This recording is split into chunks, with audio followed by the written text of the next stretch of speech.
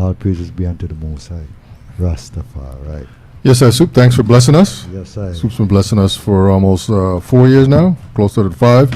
Every day, every show. Thanks for that for sure, man. So we do have a special guest in the studio tonight. She is running for a St. Croix seat here in the Virgin Islands in the 2018 elections. Her name is Karen L. Chancellor. There she is. Wave to the crowd. You're streaming out right now. Everybody here in the Virgin Islands, all 80,000 of us are looking at you right now. So how you doing? I am well. Thanks for coming through our studio tonight. We finally were able to get you on our schedule here. Are you doing good? I'm doing quite blessed. And so you're running for office. And I've never met you before. Tell us about, I haven't even seen you anywhere here on St. Croix. So tell us a little bit about who you are, why you decided to run, why this year, why not 2 years ago? Maybe you ran 2 years ago. Did you? Not for Senate. Okay.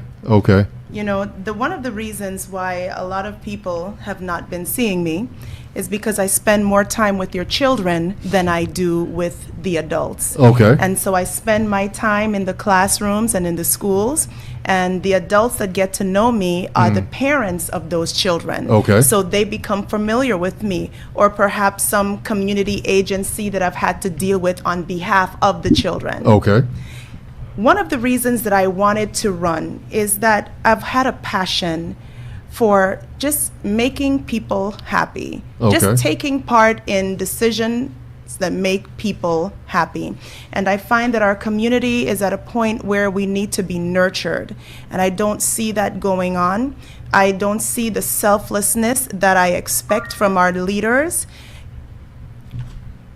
And we're being paid, if we're a senator, we're being paid to do a particular job. So we don't need to look out for ourselves. The community is already looking out for us. So then that means we need to spend our time to look out for others. Okay. You asked if I had ran in the past, and what I did is I ran to be a committee member of the Democratic Party. Okay. And the reason I did that in the last election is that I just felt it would not be wise for me to run for Senate without gaining some knowledge, gaining some understanding of how the party works, of how the government works, of what the relationship is between the senators and the party and the people. Okay. And I ran to be a committee member, and I was blessed enough that I was selected. Okay. And then I was voted to be the party secretary. So I am the district secretary for the Democratic Party. Okay. I don't know if you've noticed, but in the past, like many years ago, there were a few hard workers in the party, and I won't call names because then you start missing out people. Okay. But there were some hard workers in the Democratic Party, and unfortunately, the public was not aware that the party was functioning because it was just so few. But they were working hard in the background. Okay. And what I noticed recently with the new members of the district committee as well as the territorial committee is that we are pushing ahead to continue the work that was begun by those that were before us. Right now we have monthly meetings of the Democratic Party. And why that's so important is that we need to hold our leaders accountable.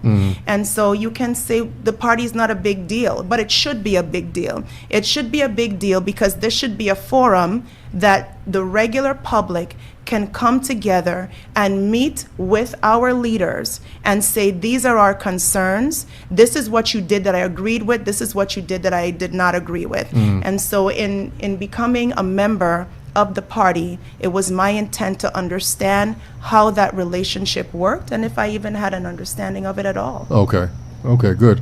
So you're running for office now as a Yes. senator. So what was that like? I mean, how did that kind of come about? What were you doing? Were you with your family? Were you on the beach? I mean, how did that, materialize to say, yes, I'm going to run? I told my mom, I said, Mommy, I want to run for Senate, and she wasn't surprised. She was actually happy. And she said, don't you remember that since you were a child, you always used to say that? And I did not remember that. But there was something about looking up to those senators, especially the few female ones that we had like role models. And so I would look up to them and they would be making decisions, and there were some that are a little warmer than others. And so they would go into the public and they would greet just the normal people and they would make you feel good. And you kind of give you this sense of comfort that someone is looking out for you somewhere. And I've always wanted to take part in that process. Okay. I have 2 children. I'm a single mom. Okay. And my children attend the St. Croix Educational Complex. Okay. And my parents are here. Both are senior citizens.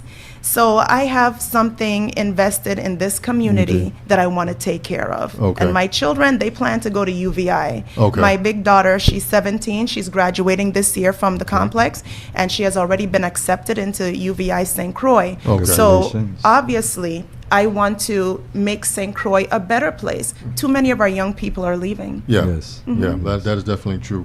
So you've been working in the education field for a while? Yes, I have. Okay, so that's your primary livelihood, I guess? Oh, that is my life. Okay. As a matter of fact, I began teaching at the St. Croix Educational Complex in 1995 when it first opened. Okay. I was one of the first sets of English teachers that were there. I think there were like 10 or 11 of us. Okay. And there are some of them there still today. But I was one of the first sets. And it was such an eye-opening experience to begin in a brand new school, to have a chance to just do something fresh and innovative. Okay. Okay. Later on, I decided that I noticed I spent a lot of time talking to children, not just teaching them, but talking to them. And there was this one particular boy, and I'll say his name because I know that he won't mind, but his last name is Sproul, and he was from St. Thomas. His family moved over here, and he was so down and like feeling depressed. He had missed his friends, and he was in my 11th grade English class. And I spent so much time at lunch talking with him, and getting close with him. And next thing you know, he's feeling comfortable. He's on the basketball team. He has other friends. He has a girlfriend. And I just enjoyed watching him blossom and seeing the happiness and the peace inside of him. And that's what I spent a lot of my time doing. I went away to Georgia for 1 year, and I was homesick. So I came back to St. Croix. And another thing that I noticed in Georgia, there was no union. And being a member of the American Federation of Teachers, I'm used to like the fire burn spirit. And I'm used to us not just sitting down and swallowing every pill that is fed to us, but in Georgia, it was different. Fire at will. Yes, exactly. And so what is it, like no cause? That's No what it's cause, called, yes, right? yes. So they can fire you for no cause. I think Florida's like that too. Okay, so Yeah. I was blessed. I was not fired, even though I went there with my typical Caribbean spirit, like, Yes.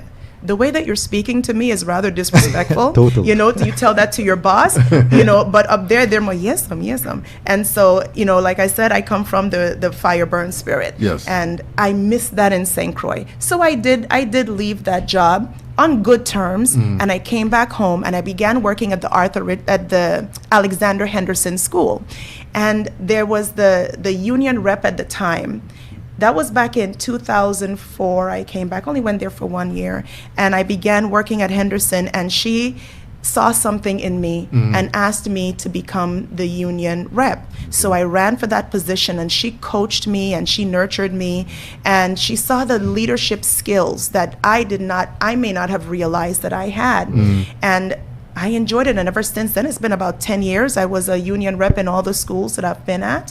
Right now, I am not a union rep by choice, Okay. and that's because there are other things that I am focusing on, especially with this election. Okay. I went back to school to earn a master's degree in education with a concentration in guidance and counseling, because once again, that's where I find my passion in nurturing and helping people to make better decisions and seeing them feel comfortable and at peace. Okay. All right. So you're running for office. Let's talk a little bit about your platform here. Yes. So I see in my notes here that one of your platform areas is the hospitals. Yes. So talk a little bit about how are you going to help get the hospital in order? Because we all know that place is we need a hospital, and I always get a little concerned when there's talk about it may close. I'm like, oh God, what's going to happen now? But how can you, if you get in office, how can you help get the hospital back on track? From my observation, a lot of the issues that we face has to do with accountability. Okay. It has to do with oversight. I think that as leaders, sometimes they give you something to do and then they just leave it and take it for granted that it's done. But someone has to be concerned that what you are supposed to do is being done. And that's because we have to be concerned about the people. It's all about caring for the people. And all of us have something in common. We're all going to be young, and then if we're blessed, all of us will be old. And so it behooves us to make sure that we care for ourselves. What I would like to see with the hospital, since right now we're at a time where it's going to be rebuilt and we have the opportunity to do something bigger and better, whatever we rebuild must be utilized. I look at the cardiac center. I don't consider that utilized effectively. And so I would like to see that when we build something, that we maintain it, that we use it. One of the things we can do is encourage medical tourism. We live on a beautiful island. Well, of course, St. Thomas is beautiful as well, but I'm in St. Croix, so right now that is my main focus. And I would like to see that rather than our people having to spend money to travel away to Costa Rica, to the Dominican Republic, to Venezuela, to Florida, to Washington, I would like to see them be able to stay here and take care of the majority of medical needs that they have. And the way that we can do that is to have a proper medical infrastructure. I would also like to see that other monies are brought in. So people in the States are looking for somewhere to go, whether it's for a facelift or it could be something minor, toe surgery, but people want to recover in luxury and in warm weather. St. Croix is a perfect place. We have the American dollar. You don't need, you don't need some visa, passport, something. You can come here with your regular U.S. identification. And so I would like to see us utilize our resources to encourage medical tourism. In thinking about what else we can do to make better healthcare, I was speaking with someone, because it's not just about my ideas. It's about being able to listen to the ideas of those that have firsthand knowledge of the industry.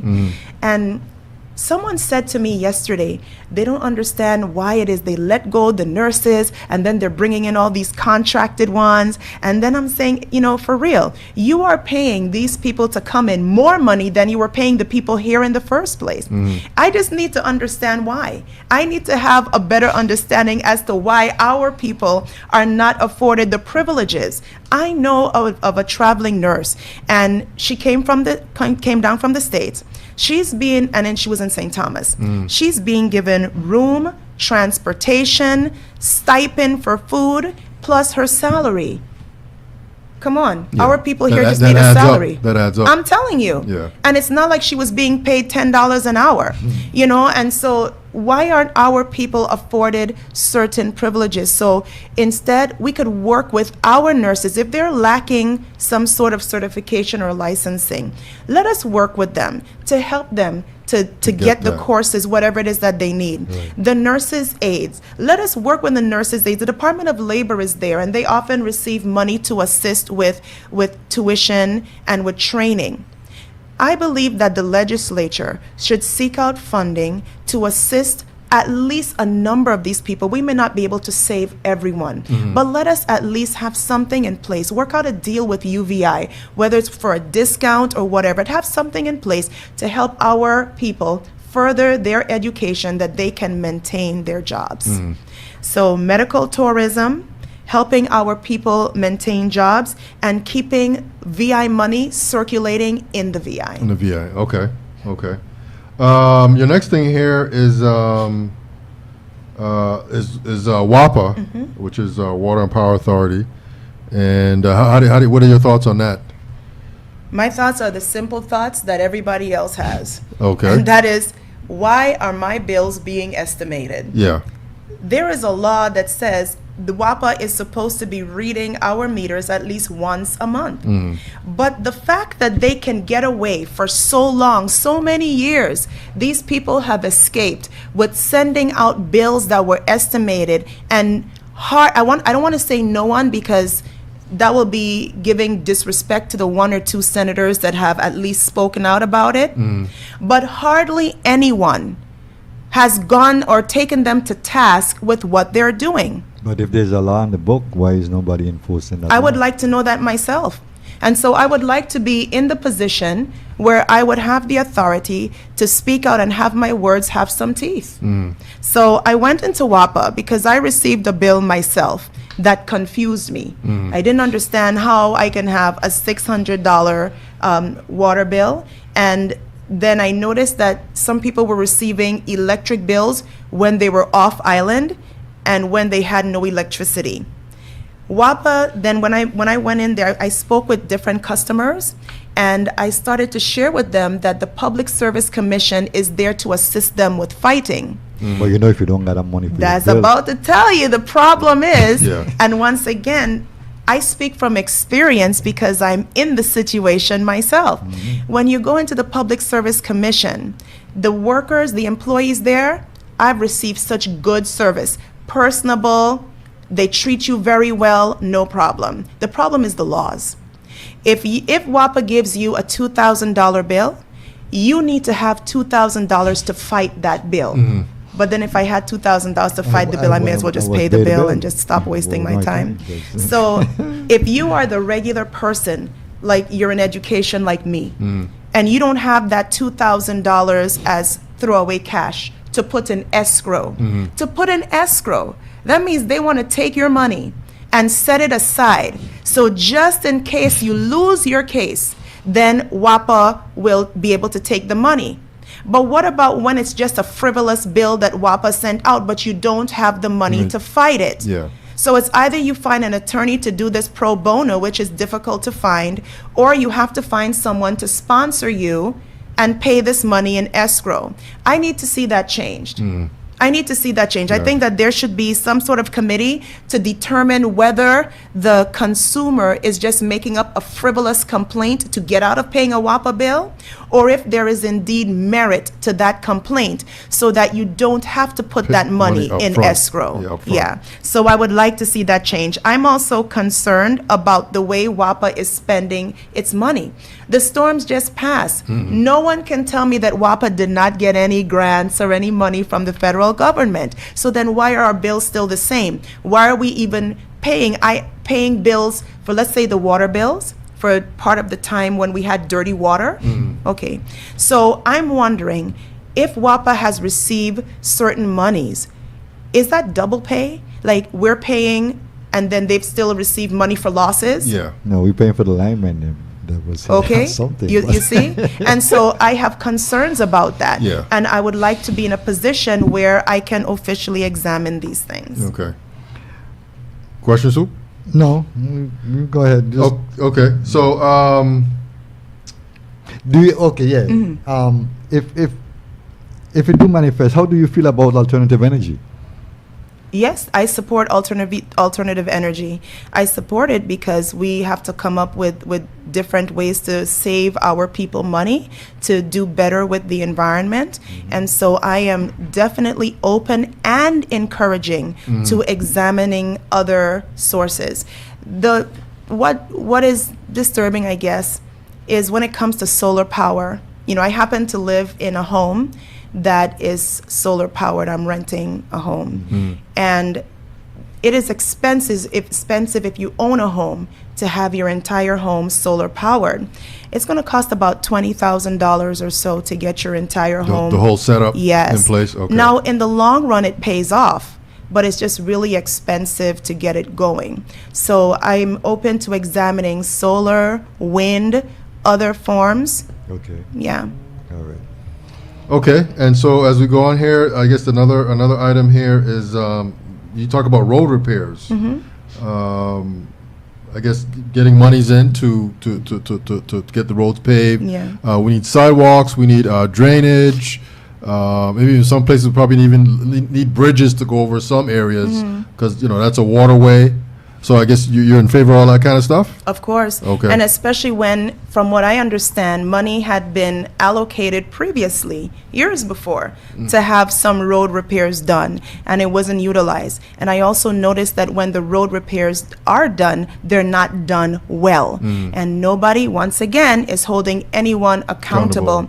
Williams Delight, I grew up in Williams Delight, by the way. You know, and when my students used to be like, you know, at West Side. So WD, That's WD. it. That's it. So, you know, for years, the roads in Williams Delight have just consistently been damaged. And part of it is due to the sinking land. You know, the homes down there tend to crack as well. Now, we're not the only island that face these issues. So why don't we see what is done in other places that work well for them? And perhaps that's something that we can tweak and have work well for us. The accountability is lacking. I remember there was one time that the roads had not been repaired and they were so bad, people's cars were being damaged all the time. And so, of course, an election year came around and they began to fix it. And then after the election year passed, then the fixing discontinued. You know, and these things need to stop. Right now, our roads are being worked on, but I hope that the people of the Virgin Islands are, and I know they are, intelligent enough to note that things are being done when it's an election year. And so I hope that we're not falling for those smoke screens anymore. So we need to continue to maintain these roads. Yeah, I think the big thing too with this money coming is we have to make sure that if Governor Mapp doesn't make it and whoever gets it, we'll make sure this money gets to where it needs to go to take care of roads or lights or whatever. Just make sure that it gets there. And that, I guess that falls into the whole thing of accountability, making sure that senators, even the governor, everybody's accountable to make sure that things are getting done correctly. So that's good. So the next thing here you have is education. And I guess you want to compose a comprehensive VI curriculum using educated and experienced Virgin Islanders. That's right. So talk a little bit more in detail about what do you mean there? Okay, well, this is my love here now that I'm speaking about. Okay. You know, we like to just pick up things from all over the place, and we don't examine whether it's good for us, if it fits us. We don't even bother to tweak it to fit us. We just see it, we take it, we swallow it, and that's it. It's easy. We need to stop that. We don't have a Virgin Islands curriculum. There are certain courses that may have some type of curriculum, but it's different based on whatever school you're in. And I noticed that nobody is saying, well, this is done at Complex, this is done at Central. It's two different things. A student should be able to move from the St. Croix Educational Complex to the St. Croix Central High School and be able to use the same books, be able to be in a similar place, right? It's not going to be the same because you have to teach according to the students that you have, but it should be similar. Yes. If we're working on reports, we're working on reports. If we're working on comprehension, we're working on comprehension. Okay. It should just be similar across the board. So we need to have a Virgin Islands curriculum that is for us, created by us. And this curriculum must include Virgin Islands history across the board from kindergarten through 12th grade. Because if our children do not know who they are, they don't know the quality stock that they come from, they will continue to do heinous crimes. They will continue to disrespect what our ancestors fought for. I'm sorry, I'm becoming passionate because I have a saying that I tell my daughters and their friends, you know, when they come over. My house is the hangout house. So I tell them, we are the answer to a slave's prayer. Our ancestors prayed, and I truly believe this, for us to be in this kind of position now. And we need to take every advantage of what they did not have and what they struggled for us to have. Teach our children where they come from and what they come from so that they can have a better vision of how far they can go. So I want to see a curriculum by us and for us. Of course, we have the Common Core. Yes. The Common Core is not a curriculum, it's a set of standards. And so those standards are what you use to base a curriculum. But as we know, when the leaders of the United States change, then everything else change. No Child Left Behind, Common Core, whatever. It's always something different. Okay. But if we do utilize, let's say, the Common Core standards, which are good standards, but it's not a curriculum. We can use those standards to have a curriculum that is for us. And then, as you notice, the next thing I have is to get rid of Smarter Balance. When we have a curriculum that is created for us, then we can have a standardized test that is created for us, and that will satisfy the requirements of the federal government that we can continue to receive funding for our schools. Yeah. The children are taking Smarter Balance, and we don't even have good computers for them to use. They're sitting there taking, and they continuously have to stop. Sometimes you just have to cancel the whole thing. You have to keep calling in. I've given that test myself. And you keep calling into the help center because this isn't working, that isn't working. And if you're in a location, because there's not always a phone somewhere in the school. If you're in a location where you can't use your own personal cell phone because of reception, you have to run down the hallway somewhere, and then the kids are in there in the room by themselves with this test, and they can't even move on anyway. They're taking the test on these computers called thin clients. Thin clients are useless computers. I don't know who was given the task of purchasing computers, but no disrespect, but it was a poor choice. Some more research needed to have gone into which computers to choose. And these computers were defunct in the first year of use. Are they still being utilized? Some of them, yes, some of them, no. They're there, so I guess people try to use them as much as they can, but they're pretty much useless. Useless, yeah. Yeah, so it doesn't even make sense to have the discussion. So they can't have that balance test, that Smarter Balance test. No. Well, some schools had to let it go, Okay, right? Because they gotcha. couldn't do it at the time. Okay. Because let's say you have a class of 27 children. A lot of times there aren't 27 computers working in that one lab. You might have 10, sometimes you might have 6, and I'm speaking from factual experience. And so when you are trying to give a test to an entire high school, well, almost an entire high Right. school because certain grades aren't going to have to take it. But you're trying to give a test to several hundred high school students, you can't use 50 computers. Yeah. That's going to take forever. Yeah. So those are things that we need to consider. So a test that is based on a curriculum for us. And that way we stop sending money away to the states to have our tests corrected. And once again, VI money is circulating in the VI. Yeah. Let me ask you about the curriculum. Is this something that's already put together, or do we have to start No, this we need to start. There used to be a curriculum, and I remember years ago when I was working at the St. Croix Educational Complex, I was one of the teachers that was asked to be on the curriculum task force.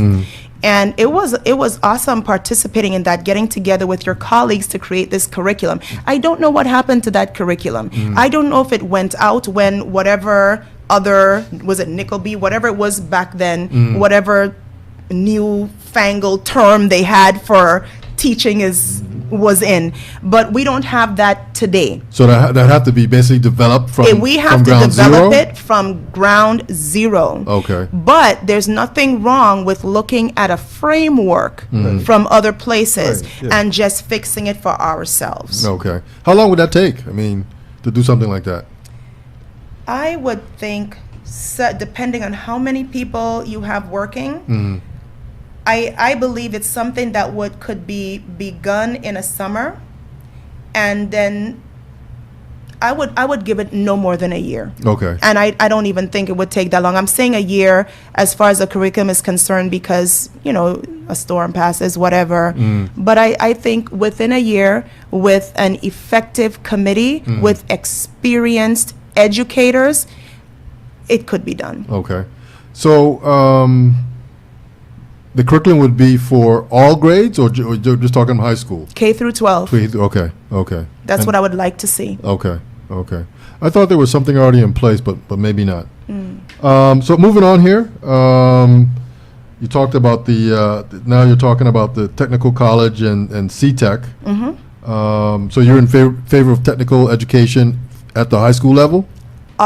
100%. Okay. I was a high school guidance counselor at the St. Croix Central High School, and I started with my class in 2012, and the impeccable trend-setting class of 2016 graduated in June of 2016. Okay. So they were with me for those 4 years.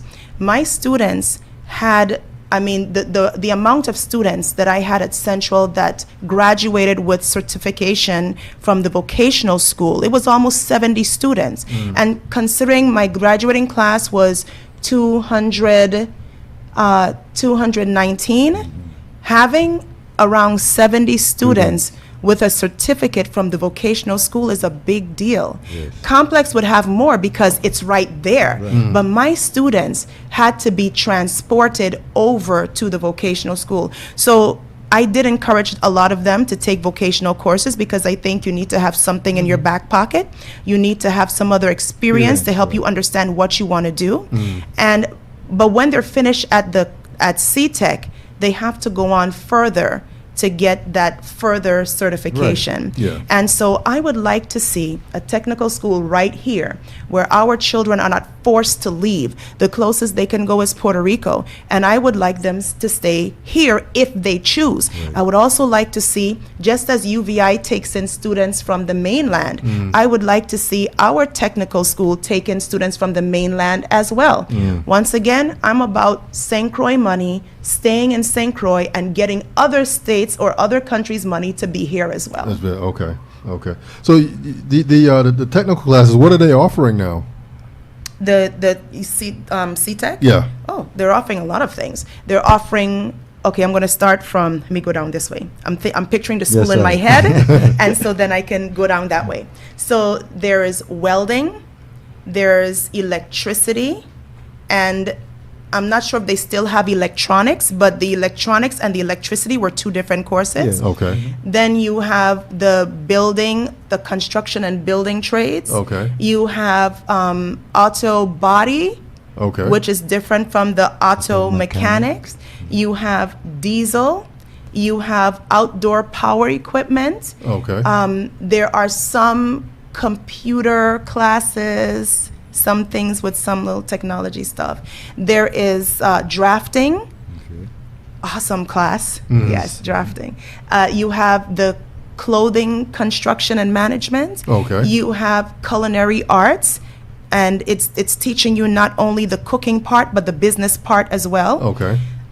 There is the cosmetology and barbering. And I'm sure there's something else I might be missing. So all here. this available now? Yes. Okay. Yes. Okay. Yes. Yes. Is And it- Why business did too, I right? think? Why did I think that was not available? I'm sorry, upholstery, but I'm not sure if upholstery will be available again anytime soon because I Okay. don't think the upholstery teacher is there at this time, but there was an upholstery teacher there. Okay. Okay. So those technical classes that was at Central are no more. Everything is done at CTEC. Yes, at Central there is just the pre-voc classes, the pre-vocational classes. Okay. Okay. So they have to be bussed over every day or every other day to. Yeah, that's correct. On a regular schedule. Okay. Yeah, they'll Okay. be bussed over Okay. daily. Okay. Okay. So you want to see, I guess you want to see improvements in that, and just maybe more types of classes. No, I want to see a separate school, period. Period. Okay. I want to see a separate technical school that our adults, because we have adults in the community Yeah. that would like to further their education. And there are some things that you can get at CTEC at night, Right. but that's not what I'm focused on. I'm talking about a technical college. college, yeah. Yeah, you can probably, get maybe an associate's in something. Okay. And I would like to see, right now in Frederiksted, and I'm not a technology person, so I might use a wrong term, but I'll call it like the hub, so to speak. We have the ability to do so many things when it comes to data. And if we have a technical school here that would teach the children things in computer and in data, we can take advantage of all of that too. Okay. All right. That sounds fair. All for making the kids smarter. And you said, I guess, an educational route for students who are unable to complete the regular high school curriculum. This one, I'm not sure if it would go over well because I'm not one for pretty words. Okay. I'm one for being frank and honest. Okay. And, you know, sometimes we have students, I'm not talking about the alternative educational program. That's for students that have maybe certain behavioral challenges that need wraparound services like counseling, and they'll be able to get that there. I'm talking about generally well-behaved students that may not be able to pass all of the academic requirements such as trigonometry or a fourth math as Okay. they may need to, but they have skills with their hands and they're more kinetic learners and they'll be able to attend the technical school or the trade school. So I would like to see, and I can't tell you what that thing would be called because that's why we have committees, Yeah. right?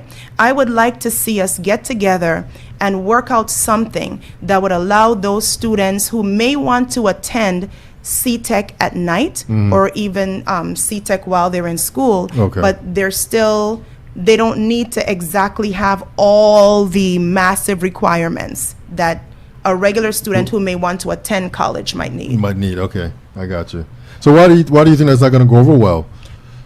You know, because When you- everyone, and when you say not go well, you're talking about with if you made it in, you're talking about with your other St. Croix senators. That whole this idea may not go over well with them. no, I think sometimes we like to live in denial and we want to say that everybody's college bound.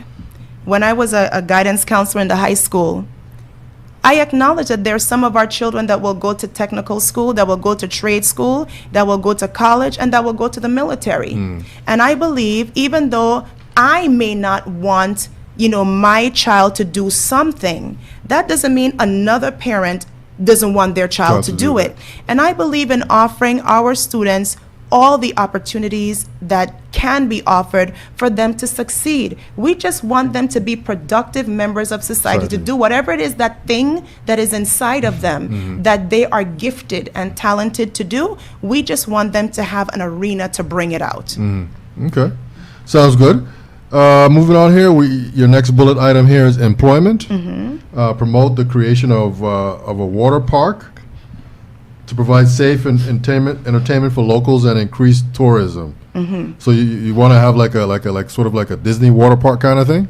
Well, I don't know if it will be Disney. I don't know what it would be, but I do encourage that. You know, we have young people here that are always looking, I want to go to Six Flags, I want to go to Disney, I want to go whatever. Listen, Puerto Rico, Trinidad has a water park. I'm saying we're in St. Croix and we're surrounded by water and we have no water park. You know, I think that we need to examine what we're doing because it's just not working for us. We need to be progressive. Yeah. So let me ask you a silly question. Where would you put that? I don't know where I'd put it yet. I'd have Okay. to do some research because you don't want to necessarily like mess with the environment too much. You don't want to disrespect, you know, the people of the Virgin Islands by putting something somewhere that, you know, we might consider sacred, but yet we have to balance out the fact that we need to progress we need and something. move forward. Okay. You say large name brands, brand resorts as a destination attraction? Yes. There are people that go to hotels simply because of the hotel. Yeah. They go to the resorts because that is the destination. They're not necessarily interested in Aruba. They're just interested in the resort that's in Aruba. Yeah. And so I believe that we should open ourselves to that. Okay. That we can have certain large chain hotels. And it doesn't even have to be a chain. It could be something brand new that someone wants to create, but something that would be a destination. I think there should be funding, legislation in place to just facilitate that. We're talking about providing jobs for our people. We're, you know, jobs in constructing this place, jobs in working, jobs in managing, right? We're talking about bringing in revenues. We're talking about reviving tourism. And so once again, I'm about bringing in new money and keeping our money here. Keeping the money here, yeah. What else do we have here? Promote creative local ventures. I'm sorry. You missed one. Promote St. Croix as a place for outside companies to set as home base. Oh, yeah, skip one, I'm sorry. Oh, okay. Promote St. Croix as a place for outside companies to set up as their home base. That's right. Okay. You know, and we have enough land here. And so we need to open ourselves up. We have the potential to have better internet than India, so why are the call centers in India? You know, we have the potential to have better internet than a lot of other places, so why not have St. Croix as a data storage place? Why can't there be data storage when we have this this capability here? We need to utilize everything that we have to progress forward. Okay. All I'm right. sorry, and one more thing. Okay. You know, there are certain companies that do online sales. Why don't we have it that they're trying to send things down island, they're trying to send things to places that St. Croix is a hop, skip, and a jump from? Store the stuff here. And then it's easier to transport rather than transporting it from Washington State all the way to Guadalupe.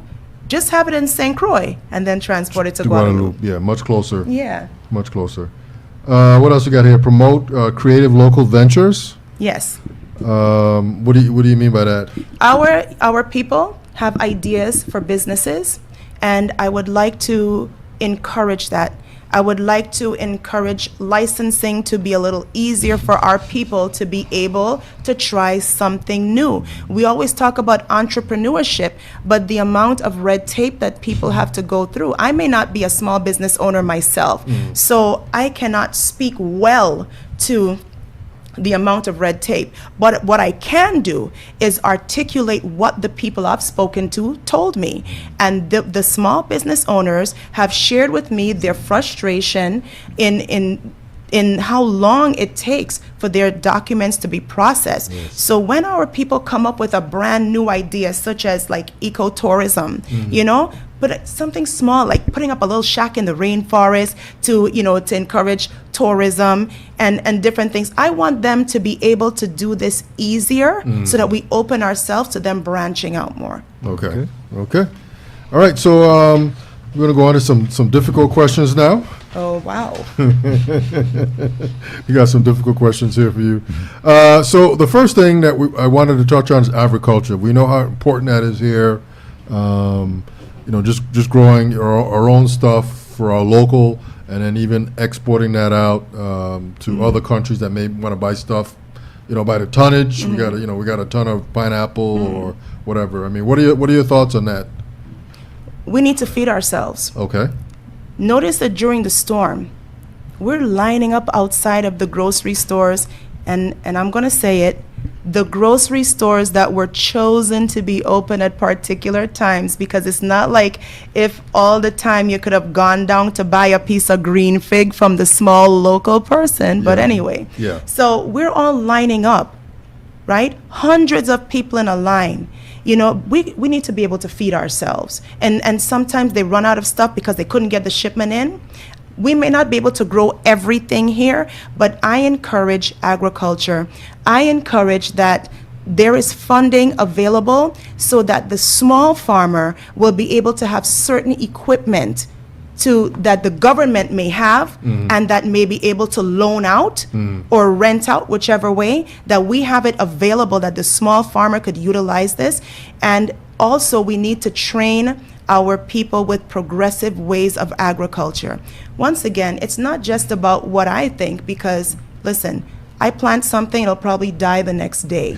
However, what I do and what I can do is I can speak to people to understand what the needs are, and this is what they have said to me. They want agriculture. Yes, there are local farmers that would like to do things on a grander scale, but they cannot afford to. So we need to encourage this type of agriculture, because when they're able to ship things out, we're able to get more tax money as well. When we're able to buy fresh, organic food, we're able to have a healthier community. When we're able to teach our farmers new ways of doing things more efficiently, they can produce more, they can sell more, and once again build the economy and help these people to have a way to survive and take care of their families. Okay, so you're all around in favor of agriculture. Let's jump on to this next thing here, the whole medical marijuana. What are your thoughts on that? Do you think that's viable here? What about the hemp? Hemp is another way too that, you know, a lot of people envision that could sort of, it's like a low hanging fruit industry. If we could do that, I mean, what are your thoughts on the hemp and that kind of stuff? Okay, so now when you say hemp, I'm not using hemp as marijuana in this term, okay? No, Right. no. Okay, so I like hemp seeds. Okay. I could say I purchase organic hemp seeds online. They're very healthy, and then I will oven roast them or pan sear them, and to just make them toasty. And I will include Just that. like a little snack kind of thing. Yeah, I will include that in my salads. I will include that. I make homemade bread, and I will put that in my breads as a way of increasing the protein and the fiber for my children and myself. So no question about it, there are certain things that we need to grow. Hemp should be, allowed.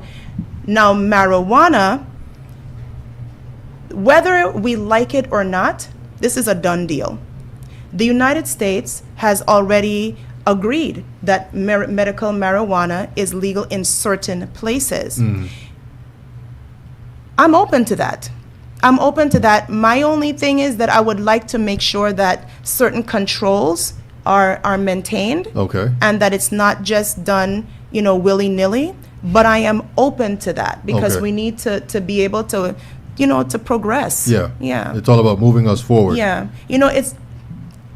Once again, I'm going to say something may not go over well.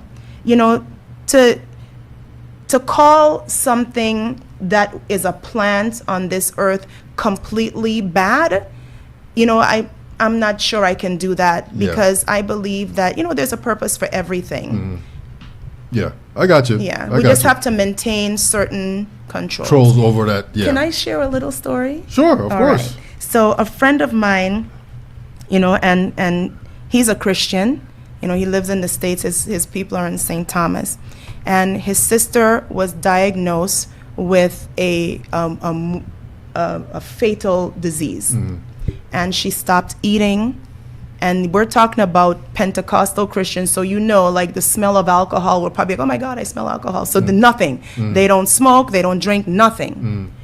But when his sister was diagnosed with this, someone told the mom, listen, you need to give her some, marijuana tea to drink to open her appetite. We know smoking is dangerous, but it was tea. The mother agreed.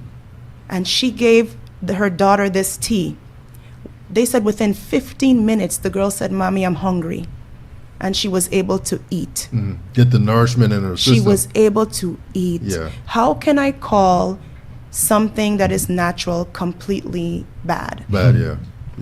I got you. I'm with you on that one. Okay, so let's move on here. The next topic here we want to talk about, and you sort of touched on this a little bit, but economic growth.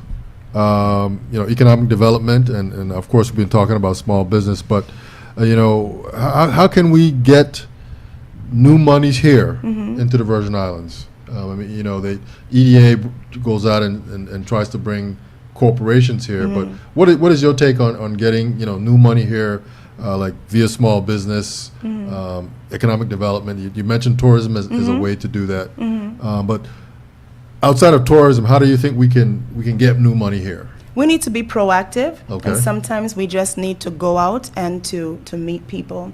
We need to see what companies are looking for somewhere to be, and we need to invite ourselves as that place to be. Okay. And so we need to have people in office who are warmer, who are friendlier, and who know how to communicate well with people, and who know how to be proactive. You actually just have to care. You have to be concerned.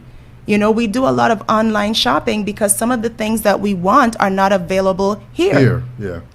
So we can be more proactive in seeking out companies to come here and make ourselves more friendly with easier ways of licensing. Now, what someone said to me, once again, a small business owner I was speaking to, he was sharing that it bothered him that the companies that come from away, they come and they receive all these tax breaks The tax and benefits that he does not receive. So perhaps what we need to do is to examine how to balance the playing field for our people.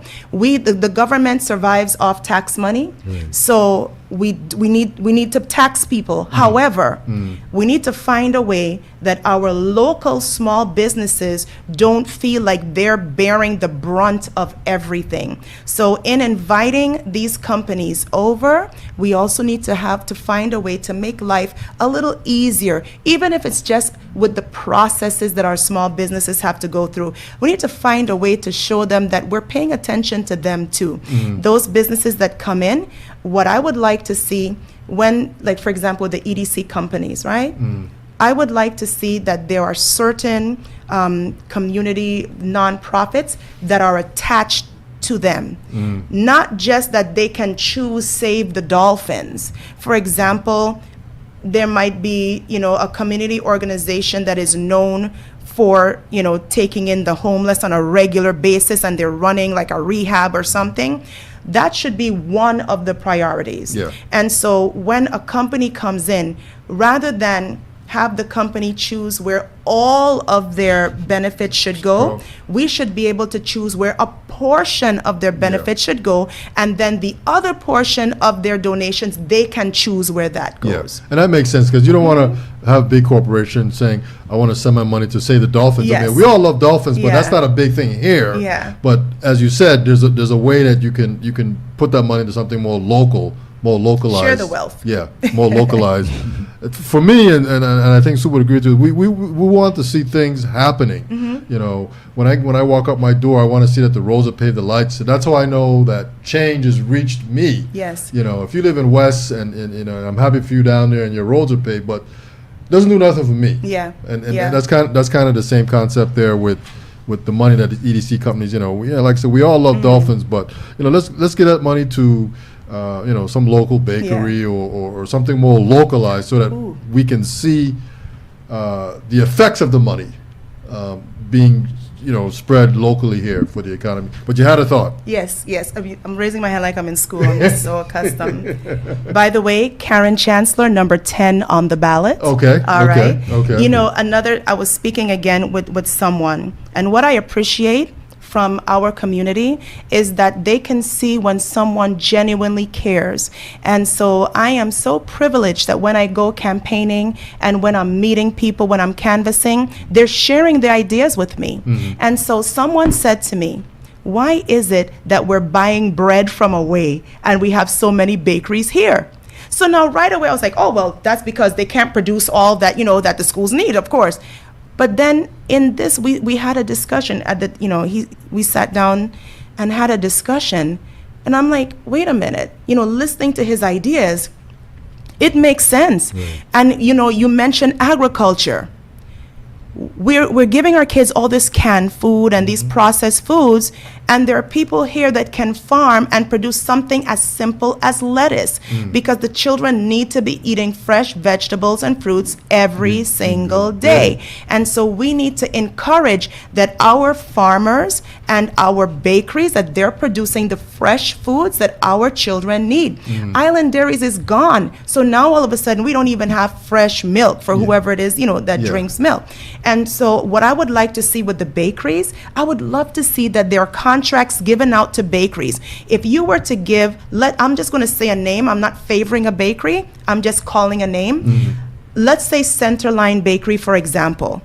If you were to meet with the owner of Centerline Bakery and say, I'll give you a contract to provide this particular amount of bread for these particular schools, right? So there's several bakeries, Thomas Bakery, Centerline Bakery, other bakeries, across the island, and maybe one bakery might be able to provide bread for 2 schools or whatever. You give them that contract, that means they will be able to take a loan to purchase heavy-duty equipment that would be able to help them produce this type of bread. But instead, we're buying bread from Puerto Rico or from wherever it comes from. That's something that we need to consider. Keep the money here. I got you.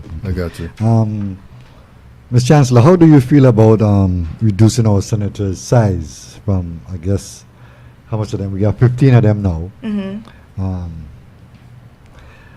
We got states in America, 5 million people, 2 senators a state. St. Croix, in the Virgin Islands, we got 7 per island and 1 in St. John. How do you feel about a reduction in the Senate? And what's the word I'm looking for? The reapportionment, where the accountability of each senator from a district, or district, however you want to call it, but to be accountable, to be, when you vote, I guess 2 from East, 2 from Central, 2 from West, or wherever. Not that, I don't want to say 7, but we want it to be reduced. What's your take on that? Okay, well, I have been set straight previously because I tried to mix apples and oranges with reapportionment and reducing the Senate. So I'm going to address them separately. Sure. I support reapportionment. Okay. That's it. All The right. people are looking for accountability, and I support that. It would be good for people to know, okay, this is a senator from whatever, West or whatever, and so let's just pretend me, because I Right. grew up in Williams-Lite, and so I know that Karen Chancellor is from West, Right. and I have an issue in LaGrange, and I'm going to go to her, and this is the person that I'm holding accountable. So when she blows smoke in my face, then I know she's not getting back in next election. So to me, that makes sense. Okay. Okay, and then St. John officially does not have a senator. Right. So I think it's time that a St. Johnian be able to focus on St. John. All right. Gotcha. So now, as that's one One separate separate thing, thing, I right. support reapportionment. Moving forward in the future, I am open to reducing the Senate. I would have to see from inside how it works. Right. I heard someone say at one time that the concern is when you have less senators, you have less representation. Well, sometimes I don't feel I'm represented anyway, so I'll put it to you like this, right? 2 senators, right? Instead of having 15, let's pretend we have 13. Each senator is $85,000. That's $170,000. Theoretically, we could fund 4 teachers, Easy. Yeah, easy. okay? Easy. Very much so. For comfortably Yeah. Yes. fund 4 teachers, and I think that says a lot. So we have to be open to that. When getting into office, I'll be able to see Right. how the dynamics work and to see what role I could play in that process. We should take it down to 11. Oh wow! Still too high. Oh, that's drastic. Can Yeah. we scale it down eventually? No, No, just go straight. just Yeah. gotta go in there You and, need and to take go it down. straight. Yeah. Because like you said, that's money that can be Yes. used for something else. Yeah. Go elsewhere. Yeah. And, And then plus then- too, you still have a budget on top of that to take care of your Yes, staff and all and that then things. once again, you're still going to be able to hold people Accountable. accountable. So those 11 that are in office, then you'll still be able to know you're the one that was supposed to be Be dealing doing with this particular thing, Yeah. and you're not doing it. Yeah. And the reason I keep saying 11 is because it's not like we have 5 million people here. Right. We got, maybe They said, 35 here. they said it was 100,000, but no, I know, I'm Oh, sure it's less. that's less. It's No. less. Yeah. So Yeah. why do you need You 15 still need the people? same. And the that's a same 15. discussion that I think we should be open to having and open to examining those possibilities. Okay. cool. Okay. And next thing here, the Attorney General here in the Virgin Islands has been selected every 4 years. When a new governor comes in, they select this Attorney General. Do you feel that we should be continue doing this process, or have the Attorney General be elected? Due to the fact too that again, we are one of the few territories under the United States flag that have our Attorney General selected. In every state, as far as I know, the 50 states and beyond, all of them are elected. For me, because of the corruption that takes place here and in these territories, and it's so high and it's blatantly in your face, that we don't do nothing about it, or that we have the highest law in the land, and the man or the woman who is there, they just sit mum and takes direction from whoever is in charge and not doing the job of the people. Do you feel if this was a chance for you to do, would you change this law, or would you leave it as how it is? We need to change it, period. Because how can I go to complain about the governor to the person that is behooving to the governor? Yeah. Am I really going to get unbiased decisions? or, and I'm not speaking about any particular governor. I'm speaking about the system in general, That's what we're right? talking So about. I'm not here calling out people. No. Yeah. I'm not partaking in that. What I am saying is that if I hire you, I'm not sure if the people can count on you to come at me. And then when I'm ready, I will use you to just go after someone out of vengeance. I will use you to go and prosecute someone, waste the taxpayers' money on frivolous cases just because I don't like what that person did, knowing fully well that I have a case with no merit. So we need to look at another way of choosing an attorney general. I think that system is a bit too biased. Okay. Moving on here, let's talk about teachers' pay. I'm assuming you're all for teachers' increase in pay. Yeah, if I weren't on air, I'd probably do some cartwheels here right now. Of course. So you're definitely in favor of teachers' pay. And I'm not sure, I haven't heard anybody say anything yet, but what's the status of the books and all that type of stuff since we've had the hurricanes here? Are books gone, or are we waiting on Materials Yeah. books? coming in, we waiting on supplies. Some people have books and some people don't have books. There are certain classes that have to share books. So, Yeah. we have a shortage of books. From what I understand, FEMA will be assisting in replacing books, but there is a book shortage. Okay. Now, there were some textbooks, I believe, in the high schools and maybe junior high schools that were online. Some of them were online, so sometimes the kids might be able to go online to get it if they're one of the lucky ones to have internet. Internet, yeah. But yeah, there's a shortage of books. And you said something else. What did you Teachers' say? pay. The teachers' pay? yeah. Well, you're looking at a union rep, a former union rep, and listen, when I'm hearing what some people make with no degree, and it's not like it's a hard labor job, because they're jobs you get paid more because of the physical labor it takes, and you deserve your pay Of course. because of your skill and your physical labor. And then there are jobs that you get paid because of your mental labor. But when I'm looking and I'm seeing that a pet sitter is making a wage that is almost like what some teachers make, it makes me wonder, I might as well sit home and pet a poodle. Yeah.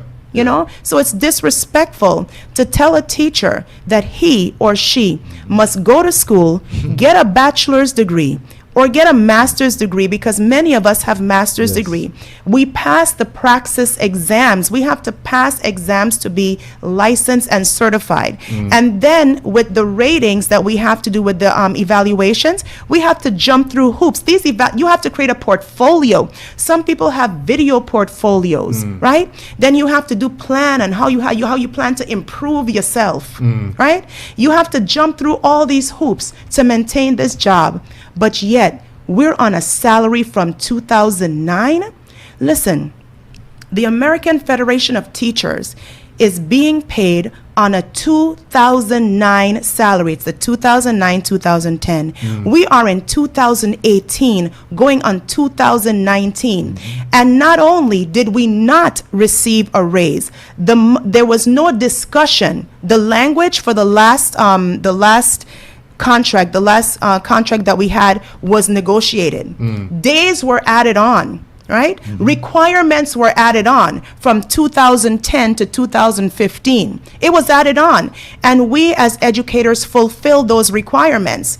But the money was not negotiated. The money was not negotiated. We did the language, but the money was not negotiated. So basically, we worked hoping that we'd get something for what we worked. Yeah. We need to stop this. We are disrespecting teachers, and then we want to understand why they're moving to Texas. Yes. I have coworkers that moved to Texas, that moved to North or South Carolina, that moved to the various states, that moved to New York. One of my ex-coworkers, she said to me, "Girl, come with me to Connecticut. You could stay in my apartment till you get a place. I'm making such and such amount of money." I have a teacher that with a bachelor's degree is making more money than I am with a master's degree and my counselor stipend. She just moved to Texas with a bachelor's degree. We're losing good teachers because those of us that are well qualified can find better paying jobs elsewhere. So we have to raise the salary the same way we raise the expectations. Okay, okay. Fair enough. GRS. GRS, another hot button topic Hot here. button topic here. Every day you hear people talking about it. Putting money into this system that we know is going to fail us. Nobody's telling us. The last recommendation was again on the back of the people them to take out, for we to pay in more money, for the people them to pay in more money. Did you hear that? Did you hear about that? I heard. Yeah. I heard. Yeah, so- I'm already paying 11.5%. I just even, I can't even keep up with it anymore. Yeah. So yes, I So- heard they want to raise it. Listen, they're requiring more money than God. Like the church says 10% and the government wants to get you up to like 15. Yeah, So yeah, Yeah. I'm sorry. You're like bypassing God at Yeah, this point. yeah, No, this yeah. needs to stop. Yeah. GRS needs to be restructured. We need to see what other options we have of not only paying people out, but of investments. I think sometimes the people make poor choices, but I can't even blame them all the time. The government isn't paying its share. Yeah. So we can be upset with the board as much as we want, but then the government is owing GERS so much money, money. it's unfathomable. And then they want to tell us that we must raise our contribution. When we raise our contribution, they still won't be paying their portion of it. I think if we restructure GRS to something that the private sector can trust, then that small business owner that only has 2 employees that needs some sort of retirement might be able to buy into the retirement system. Right now, they're not going to do it because, well, it's losing money. Yeah, it's losing It's money. like buying gold from Ghana right now, like over Yeah. the internet. You know, Yeah. that's like Yeah, waste of money. Yeah. So right, if we were to restructure it, then it would also be a help to our private sector, not only with GRS, but even with the insurance, because there are some small business owners that are struggling to Right. get insurance for their own Own private private, families Yeah. because there's no individual insurance. Yeah. I think we need to be open to seeing how we can invite these people to buy into the government insurance. And then you have like a semi-autonomous entity such as WAPA. WAPA's employees are paying greater insurance premium than some other government employees. So perhaps, once again, we need to examine if we can combine our groups and have it even lower, because as a single mother of 2 children, I am paying approximately $500 every month to keep my children on health insurance. Yeah. And that's not That's a hefty family plan. That is some people's rent. Yeah. Yeah. cost Yes. of living here is so high again. Yes. So Yeah. Moving on here. We touch on tourism, but I guess that for me personally, I'd like to see maybe, if you make it in that you could sort of, pressure whoever to get more ships here. Yes. I mean, that would be great. I go to St. Thomas maybe once a month, and, it's always amazing to me when I go over there and I see 5 ships just all in a row there. And then I think about St. Croix, we get 1 ship a month. I mean, hopefully we can get some better leverage on that, to get more ships here. Once again, that's what I do. I talk to people, I meet people, and I can articulate what the community is saying. We can have St. Croix as the base, as the hub for certain tourist ships. So I'm just calling a name. Let's say, for example, Carnival, and I'm just using that of term. course. If we have some sort of contract or deal with Carnival to, whether it's to reduce the taxes that they have to spend or the fees that they have to spend when coming here, but they guarantee that this is their base, that this is where they stop, I think that's a deal that we have to examine, because then even if it's free for them, Right. but we get every single ship that they have coming here, Yeah. we can't lose. Lose, Yeah. right. Yeah. So we need to be open to creative ways of encouraging more ships. Okay. Good enough. We've had a lot of mental issues that are taking place. I'm in sorry, this. some A lot of mental Oh, issues yes. that's taking place here. Our last, This is another hot topic too. yes. well, Mental yeah, illness. mental illness it's just been put on the back burner for a while, and it's very dearing to me too, because for what it is. So, if this was to transpire for you to get into office, Mm-hmm. what would you do to make this thing a little easier on us, to make it different for here in Mm-hmm. the territory, to stop having these people just walking the streets just out to themselves? Yeah. What would you do to Yeah, they need a place to go to. To They make need it happen. medication and, food and, they just need a structured environment. Just some of them just need somebody to just talk to, Yeah. just a place to be, So Yeah. And so it's the people on the streets, and then it's the people that we sent away that you don't know about. That's right. Because right now, what is it? Is it like $16 million? I don't remember how many millions of dollars it is that we are spending right now housing under 20 young people in facilities in the States. That money could be here. We have people on the streets here that some, not all, because it's not everyone with a mental illness that is dangerous, but some that are dangerous to themselves or that are dangerous to others. Right. Some that even if they don't endanger themselves, others might, put them in danger. So we need to have a mental health care facility located right here on St. Croix, because we're spending millions and millions of dollars sending people away when we could just pay some caregivers here. We can pay psychiatrists. We can have a structure here. Even if it's a smaller scale one that can maybe hold maybe just about 25 or something people, it's still 25 less people that we have to send away because we have people away right now. It seems to me that our leaders or our community, we're even losing the caregivers that we already have. For example, there is a facility, I don't know, have you ever heard of Crawford? That's a school that was educating some of our young people with some, how should I put this, some behavioral challenges that they were unable to attend the regular school or the alternative education program. So these children have some challenges that they couldn't even attend alternative school, right? That school has closed. And so now those children have to go back into the regular school system. So that's what they're going to do. You'll just throw them in. No, but they'll be probably in special education classes because special education also handles behavioral disorders. But if these children's challenges were so great in the first place that they needed to be in Crawford, then I question whether it's using wisdom to put them back in the regular school system. So once again, these people are not our priority. We have to examine the priorities we have and put some caring back into the community. Okay. There's this not on our list, but I'm gonna ask you this. I don't know how true it is, but I think the rumor has gone out that this coming Saturday there's supposed to be this march for the gay and lesbian in the western end of the island. What's your take on that view right now? What's my take on it as far as which aspect is concerned? If it's something that you think that is needed, that's something that you think that should be done. Okay. Well, for me, the issue is not whether I think it should be done, because, we all have our different beliefs and our preferences. The question is it legal?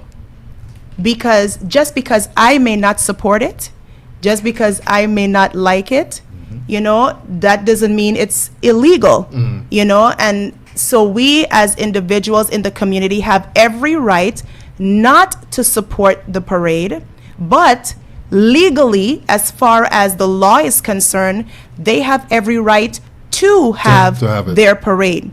Now, we're in a small community, so we have to keep that in mind. My concern as an individual is for safety. I'm not sure if this is the safest thing, but I'm sure the people, whoever is involved with this, perhaps they have taken that into consideration. Yeah, they thought it through. Maybe they've thought it through, but just because I don't like something or I don't agree with something doesn't mean that it's illegal. And so I may not support certain things, or I may support other things, whichever, but I support the individual's right to live safely in safety. Yeah. Okay, yeah, thank yeah. you. One other thing here. You doing anything? And actually, before I get to that, you say you're canvassing the communities here. What are they telling you? What are the top 3 things that they're telling you that either they like or they don't like, or the top 3 things that they would like to see improved upon? Okay. Well, everyone talks about WAPA. Okay. Everyone talks about the roads, and they talk about the lack of presence. Because one of the things that I notice, another issue that I notice, is that the lack of presence with some of our elected officials during the storm. I went around checking on certain people, and as I said, my mom is a senior citizen. So right after the storm, of course, she stayed at a friend's house, and I went over to check on her, make sure she was okay. But then when I'm hearing that an elderly disabled man had no way to get to the MRE pods because someone called in on a radio station and said that, it showed me just like a lack of presence. I heard people on the radio crying out, where is this senator? Where is that senator? Now, there are a couple senators that were there, that were present. There are a couple that were present. And so I'm not, like I said, I'm not calling names, but we know who they are. And then there were those that you didn't even know if they were on the island. And that is something that our people did not take lightly. And another issue people talk about is the double session in schools. That's a concern for them. So WAPA, the roads, and just the general presence of our elected officials. Our people are warm and loving and congenial. And so as an official, you need to be there for the people, and you need to show them that you care, especially in the time of crisis. Just come on the air and say, listen, Senator Chancellor is still here. I'm concerned about you. Tell me what's going on. Call in. Tell me what's going on in your life. What's up? That's all they need to hear. That's all they need, yeah. Okay. And then if there's something you can help with, then you do it. But at least commiserate to show you're still part of the community, not just like going through the back entrance of a grocery store while the rest of us stand in the front of the line. In the long lines, yeah. Yeah, I got you. What else, Soup? You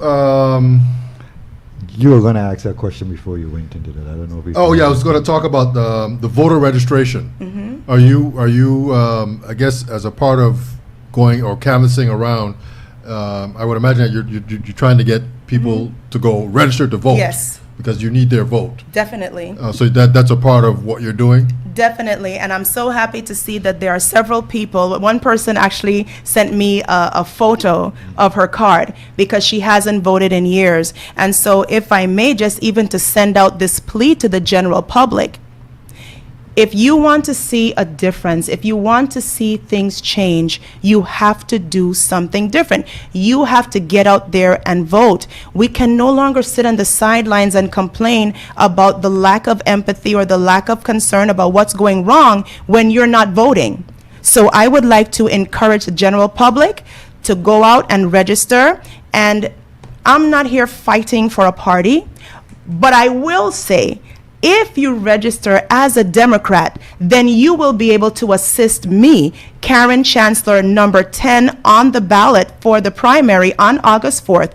You will be able to assist me to be one of the top 7 to make it into the general election. So if you have never voted, you need to make it down to across the street from WAPA, where the Board of Elections is, in the Sunny Isle Annex next to Kmart Appliance Center, and register to vote, especially as a Democrat, to be a benefit. Okay. All right, Soup. Well, I think we've covered everything here. So if you want to just sort of give us the 2-minute why we should vote for you, Ms. Chancellor, speech, we would love that. Vote for me. All right.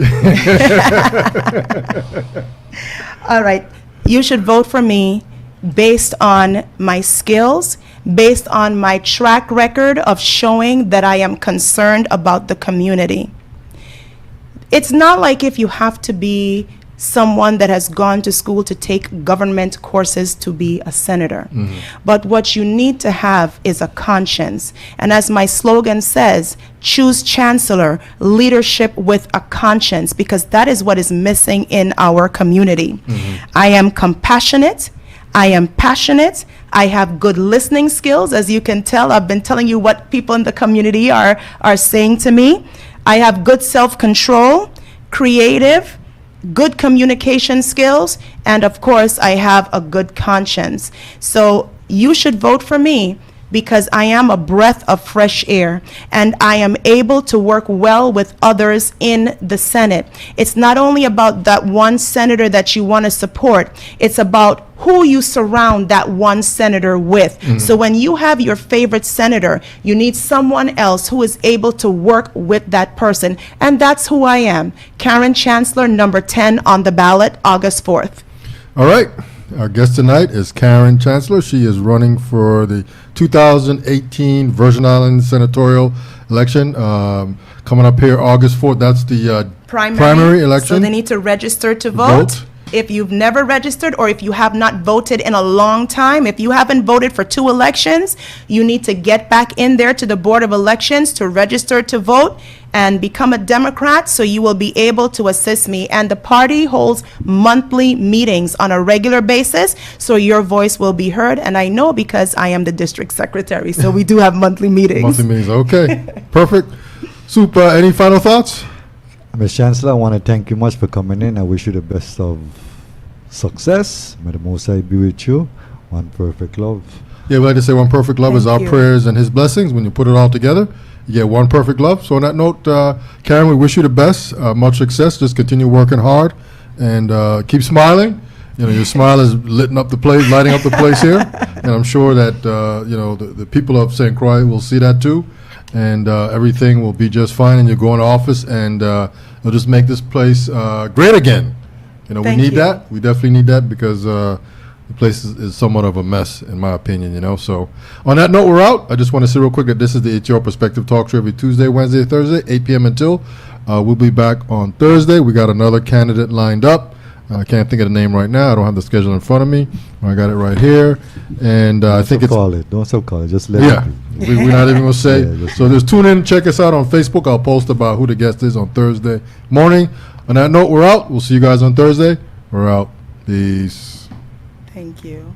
You're welcome. This is not your ordinary job. This is the real job. When they come round carnival time, when they come round carnival time, when they come round carnival time, I ain't doing your 9 to 5. Because there's job in the morning.